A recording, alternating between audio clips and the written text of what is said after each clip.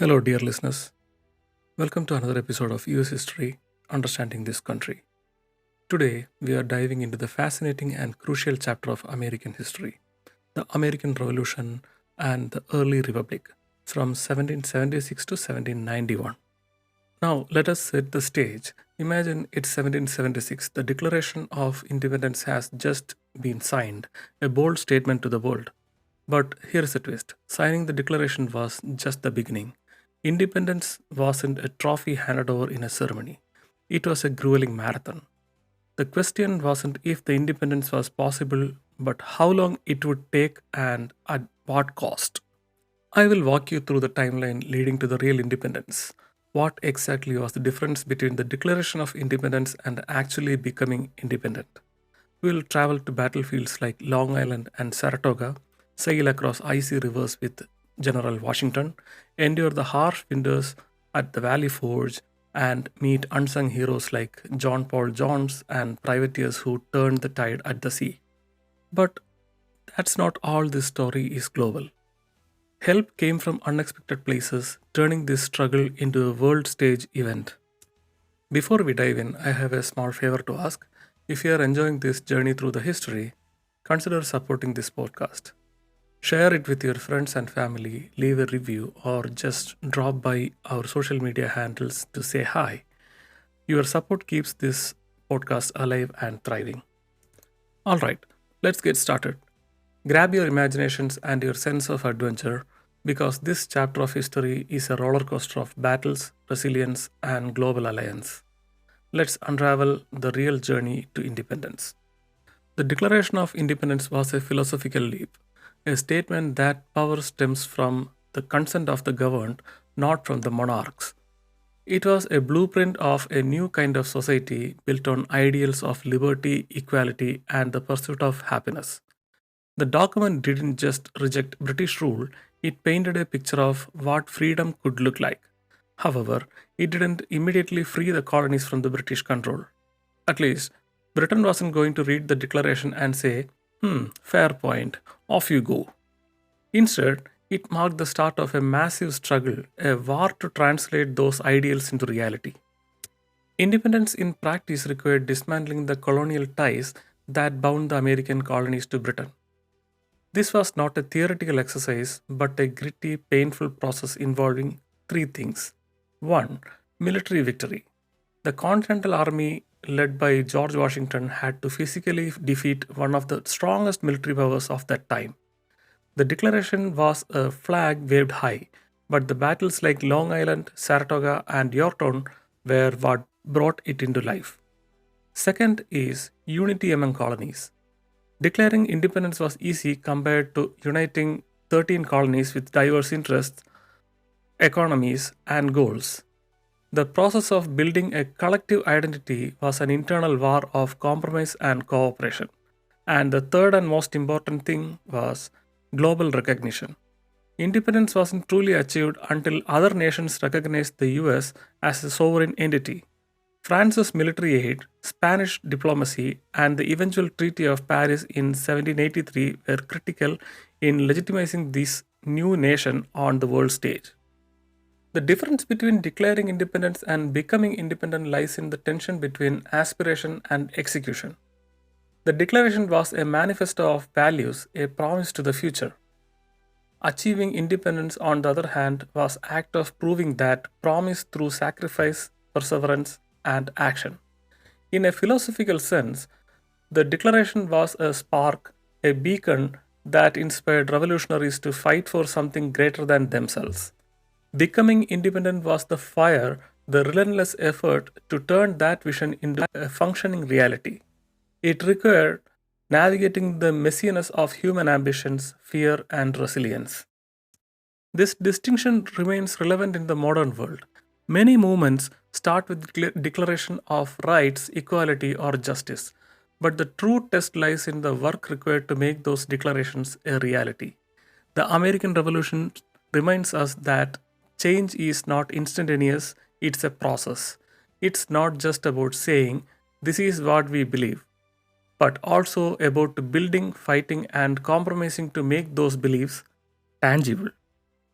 The Declaration of Independence may have been signed with quills and parchments, but independence was going to be won with blood and perseverance.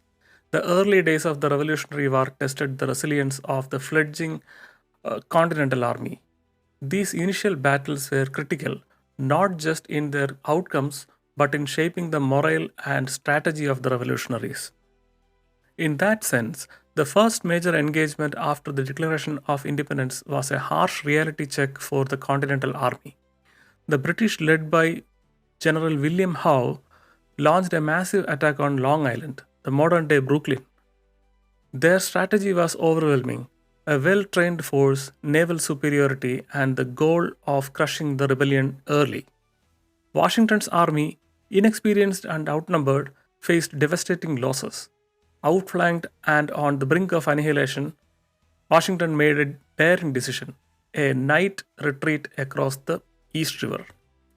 Thanks to the thick fog and luck, the Continental Army escaped to Manhattan, avoiding a total destruction. Battle reminded the revolutionaries of the stark difference between the ideals of independence and brutal reality of war. It taught Washington the value of survival over victory, a philosophy that would guide his leadership. By late 1776, morale was dangerously low. The British had captured New York, and many believed that the rebellion was doomed. But Washington knew that the fight wasn't just physical, it was psychological. He needed a win to reignite hope. On Christmas night, under freezing conditions, Washington led his troops across the icy Delaware River. Their target, a Hessian garrison at Trenton, New Jersey. The surprise attack was a resounding success, with nearly 1,000 Hessians captured. Days later, Washington followed up with another victory at Princeton. This bold maneuver showcased Washington's strategic brilliance and the resilience of his troops. It didn't just win battles, it saved the revolution from collapse and demonstrated that the Continental Army could outthink the mighty British forces. While Washington's victory in New Jersey boosted the morale, the British still aimed to crush the rebellion by isolating New England. Their plan, a three pronged attack to control the Hudson River, led by General John Burgoyne. But things didn't go as planned.